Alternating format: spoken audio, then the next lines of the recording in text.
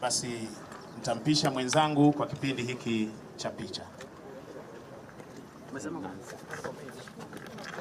First photo, Your Excellency, sir, with your permission, would like to seek indulgence to have the Governor of Kisumu.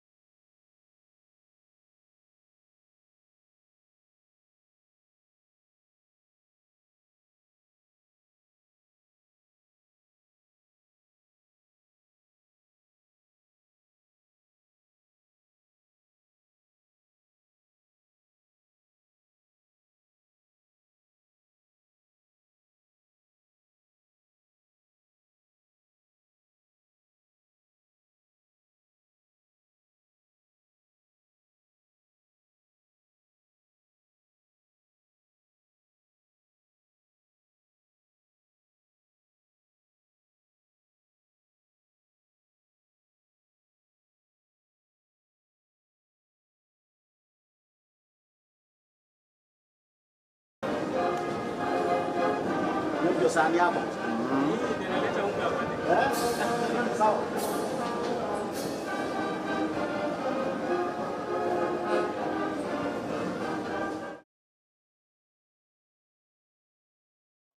Karibu daktari.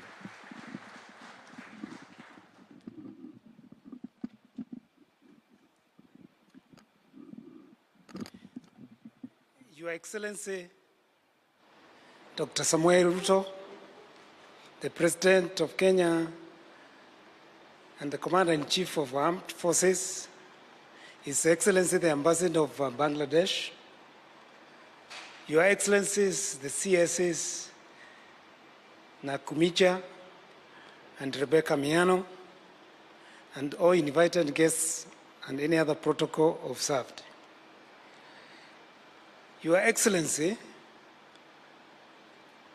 may I take this opportunity to thank you very much for coming to visit and launch this factory.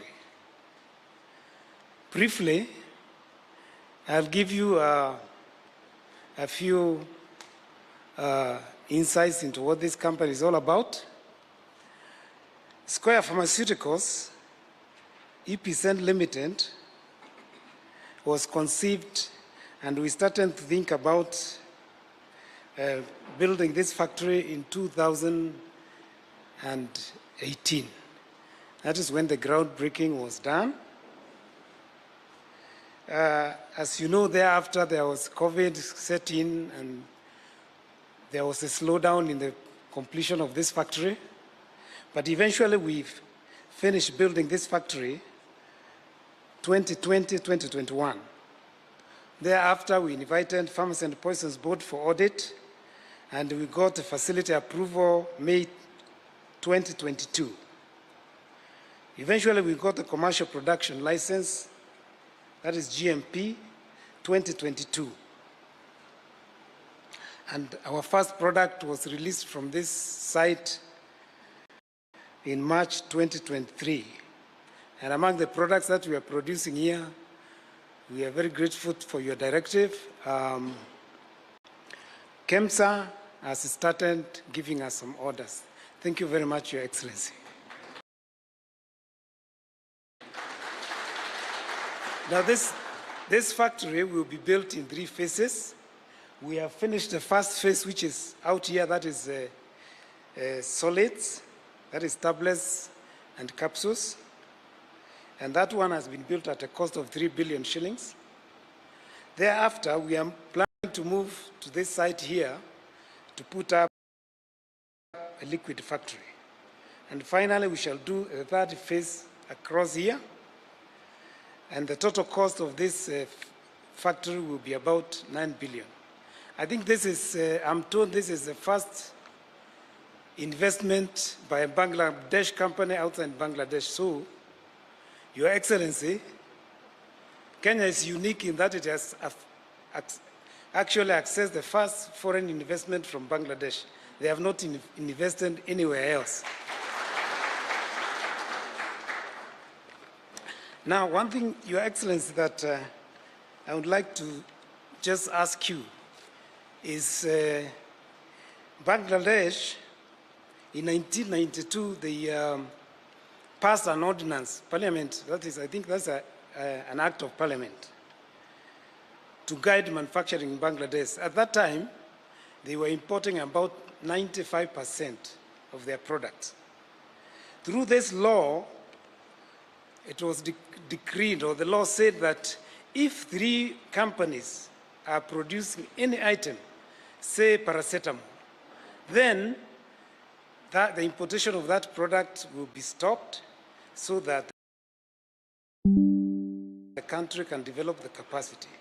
And if anybody else wants to come and produce that product in the host country, that is Bangladesh, and in our case Kenya, then they are welcome to compete with those who are already there. Now, that is 1982. By 1991, Bangladesh was self-sufficient in medical production. So, Your Excellency, I would invite you to ask your people to look at that ordinance and see if we can borrow from it, because there is no reason why we should be importing drugs from outside the country, yet we can produce them here and give jobs to our people. And I think everybody knows that His Excellency is very keen on creating jobs for our youth and also for our professionals. So if this ordinance can be looked at, I think it will guide us into being self-sufficient, because as you can see, Bangladesh became self-sufficient in production of medicine in exactly 9 years, 10 years. So Your Excellency, by the time you are leaving office 10 years from today, I think you can leave as a legacy that this country will be self-sufficient in medicine. And I believe, Your Excellency, you are capable and you will do this. So, in fact, this is the only thing that I want to leave you with. And I ask you to support the local industries, but that is one route that can help to make us self-sufficient. So, Your Excellency, those are the few remarks that I wanted to make. But let me thank you most sincerely for agreeing to come and commission this factory. We have a humble beginning, but we believe with their support, we shall be successful. Thank you very much.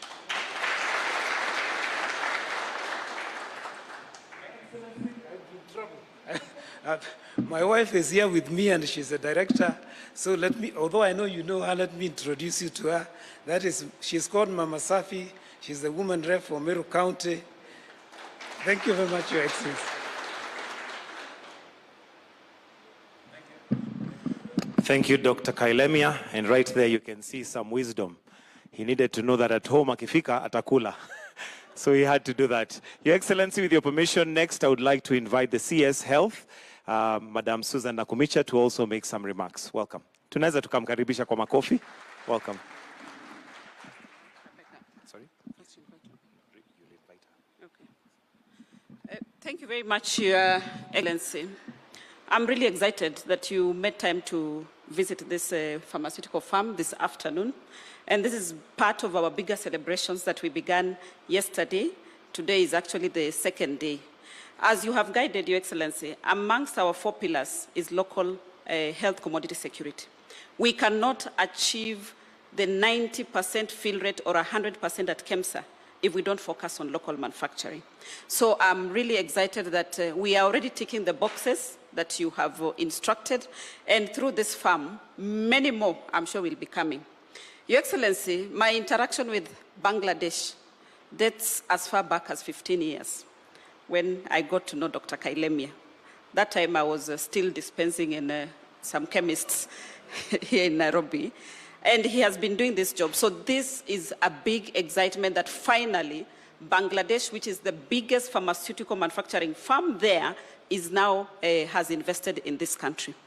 Your Excellency, this setup here builds into our ecosystem. You can see already there are staff who are employed here, about 200 of them. And you know, once they finalize up to phase 3, they'll go up to 1,500. Your Excellency, you have seen packaging material. So there's a whole industry around packaging that is going to thrive around here. You have seen equipment, Your Excellency. And eventually now the final product, which is the pharmaceutical product itself. So this is going to build such an ecosystem. And if we can only get a few more to invest in this country, I think we are going to be able to meet our targets in terms of ensuring that every Kenyan who goes into a health facility is not asked to go and buy drugs somewhere else, but the drugs are available within the facility. So I am excited, and as the person that you have given responsibility, I am carrying it with a lot of care to ensure that we deliver on this objective. My PS is here, Your Excellency, Mr. Harry Kimtai, the one in charge of medical services, and other officials from the ministry are also here, and we are working together as a team. I know your time is precious and you are pressed, so I would like to invite my colleague Rebecca, because this farm will not just serve Kenya. Our plan, Your Excellency, you know that we already signed into Africa Medical Agency. Your Excellency, you know that the regional office for Africa CDC is here. And only last week, we started fundraising for the WHO regional office also to be based, logistics hub, to be based in Kenya. So from this facility, we are going to serve the whole of Africa. So I want to take this moment to invite my colleague Rebecca.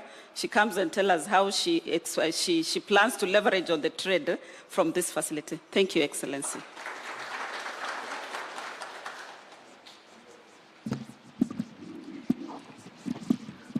Your Excellency, the President of the Republic of Kenya, my cabinet colleague, all distinguished guests, I want to start by saying that this is a very remarkable and momentous afternoon in the calendar of Kenya.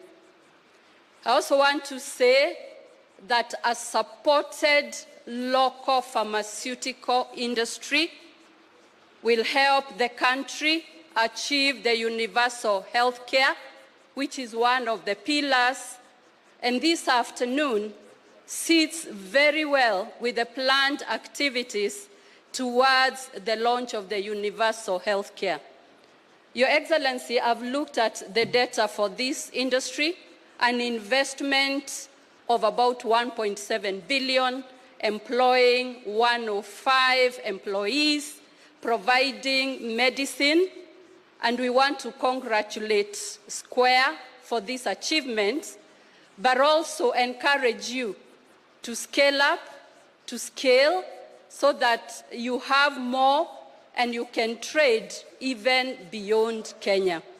And having local manufacturing of pharmaceuticals, the lead time will be cut, affordability will be achieved, and Your Excellency, in my ministry, we want to create a good investment environment to support your vision. And I will finish by saying, hashtag Kenya is ready for investment. Thank you. Your Excellency, one of the directions you gave about us being able to buy local, through our institution, KEMSA, we have been able to cut barriers that even as we sit here today, one of their products is already at KEMSA. And I know that we are going to work on the barriers that have been inhibiting such firms from selling directly to this country. So, Your Excellency, I would like to take this opportunity to invite you to come and address the people of Square. Welcome. Thank you.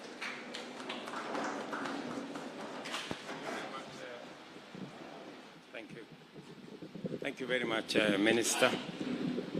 Please, let's take our seat.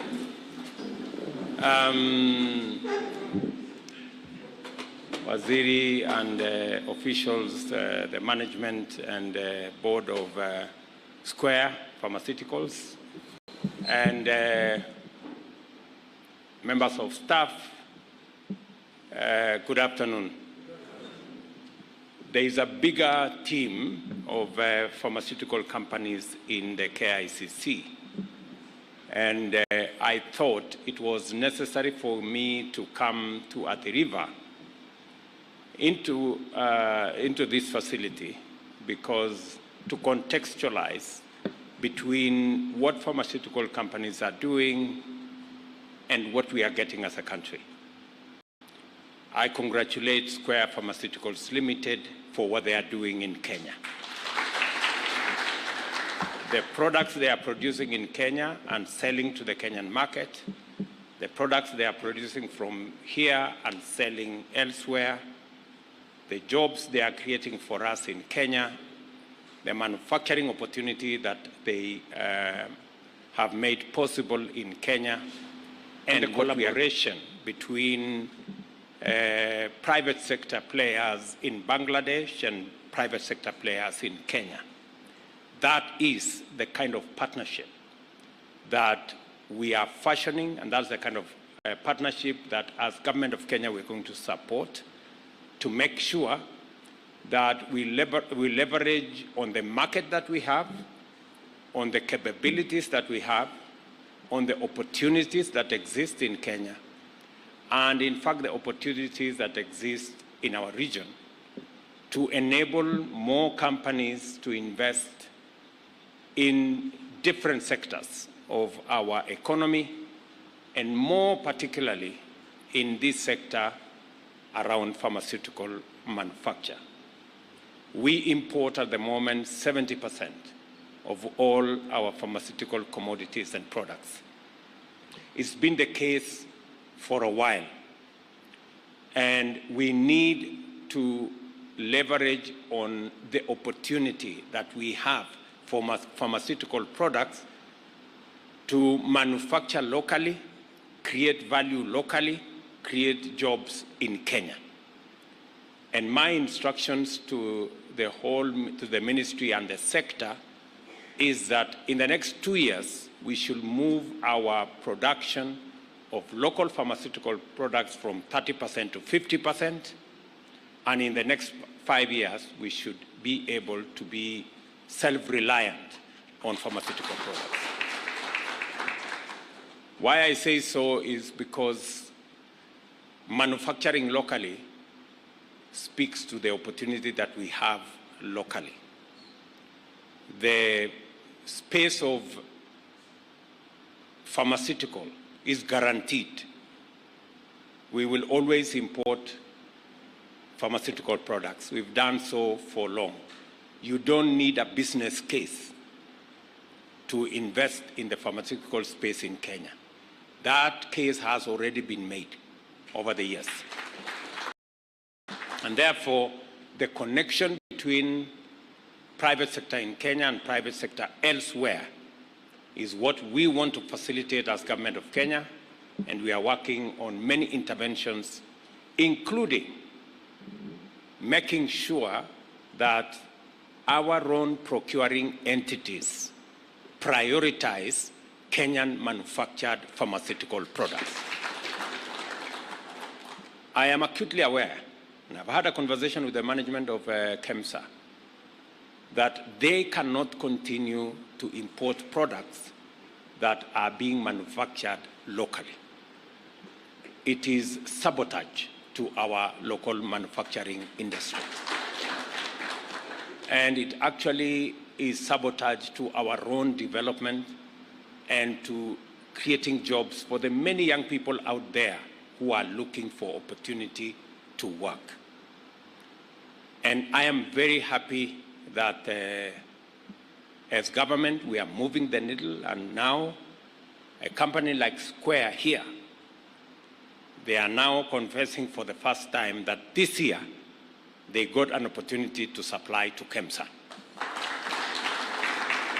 I want to promise you that that is going to be the future. All the products we manufacture in Kenya will be given priority in procurement of all government pharmaceutical requirements. And progressively, we are going to make it the responsibility of all other actors, both public and private, to make sure that we prioritize the purchase of locally manufactured products, including pharmaceuticals. The space for us to do that is the reason why I came to Athi River. We are establishing these special economic zones across Kenya.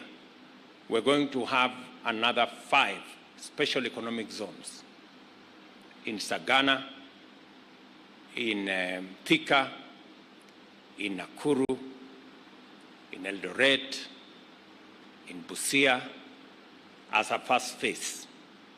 And it is our expectation that companies like Square will find the reason, because we are providing incentives for investment in these special economic spaces, for them to work with private sector companies from elsewhere globally to establish their operations, their manufacturing capacities and capabilities in Kenya. This facility here at Athi River, I already gave very clear instructions to the management here of EPZ that all speculators, people who have held titles to pieces of land here for 10, 15, 20, 30 years without developing them, should be revoked so that we can give it to people who want to use this facility. I am informed that we now have an extra 250 acres of land that were originally occupied by speculators. They are now out of this place, and we can bring additional pieces of land, additional space into the manufacturing space here in EPZ at the river. We have now been cleared by the courts on the land that is adjacent to EPZ that belong to Portland Cement. My instructions are we will take either 1,000 or 1,500 of that land and make it part of EPZ here in Athi, so that we can create more space for more companies to set camp in Kenya, in Athi River, and give ourselves an opportunity to manufacture more products, pharmaceuticals, furniture, steel, cement, and all other facilities that are necessary for us to manufacture locally as we expand our exports, because that is what is critical to us as a country. As we target manufacturing, even of pharmaceuticals, we must also look at the market beyond Kenya. I encourage Square and all the other pharmaceutical companies and all the other companies setting up camp in Kenya to look at the opportunity that exists in the East African community, where we have close to 400 million people, and to look at the opportunity we have in COMESA, and to look at the combined opportunity between COMESA, SADC, and EAC, and look up further into the Africa Continental Free Trade Area, because we have huge space, we have a big market, and there is big opportunity for companies that set up camp in Kenya to access those markets. We have made sure that our policies, our programs are aligned to make sure that we give opportunity to our manufacturers, our investors to access those markets.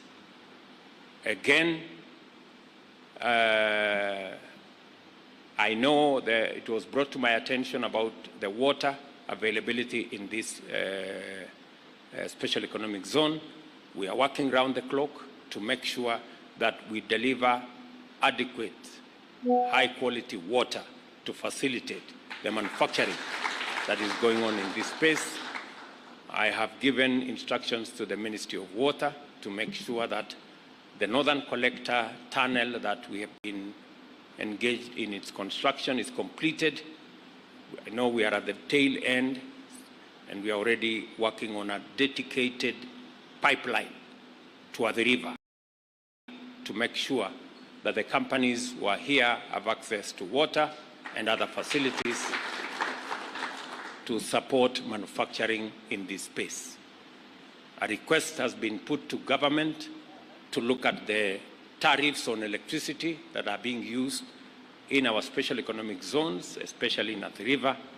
Minister for Responsible will work with her counterpart in energy to make sure that we have a conversation as government, because we want to play a facilitative role in ensuring that we create the environment necessary for investors, for industrialists, and for people who want to work with us in the manufacturing space to find the right environment for them to invest.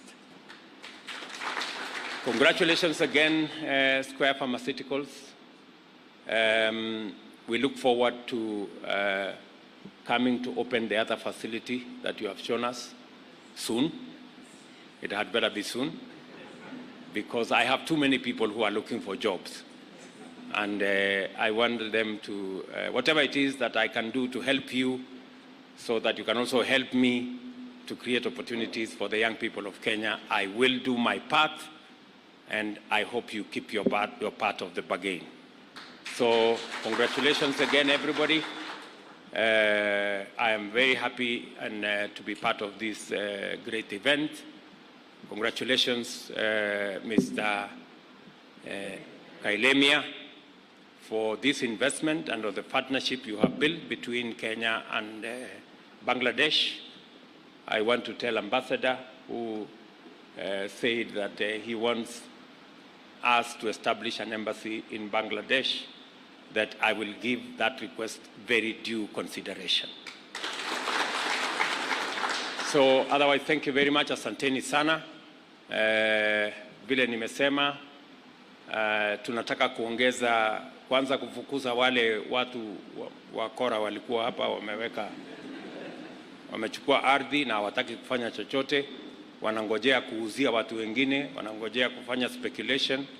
Sasa tumewaambia wafunge virago waende, na ile ardhi imepatikana ya kutoka Portland Cement. Kama serikali tutanunua kiasi ya hiyo ardhi tuongezee katika facility hii ya Athi River ya special economic zone ama export promotion space, ili tuweze kuajiri vijana zaidi, kufacilitate kampuni zaidi nyingi ziweze kuwa hapa, na tuendelee na program ya manufacturing industrialization katika taifa letu la Kenya. Asanteni sana na watakia heri kwa wafanyikazi wa kampuni hii. Pongezi kwa kazi nzuri mnafanya hapa, na products ambazo mna manufacture hapa inasaidia sehemu yetu ya afya. Na mnajua tuko hapa leo kwa sababu tumeanza wiki ambayo kilele yake ni kuanzisha rasmi universal health coverage tarehe 20 kule Kericho. Thank you very much and God bless you. Thank you very much, Your Excellency. With your permission, kind indulgence, the management had requested for a quick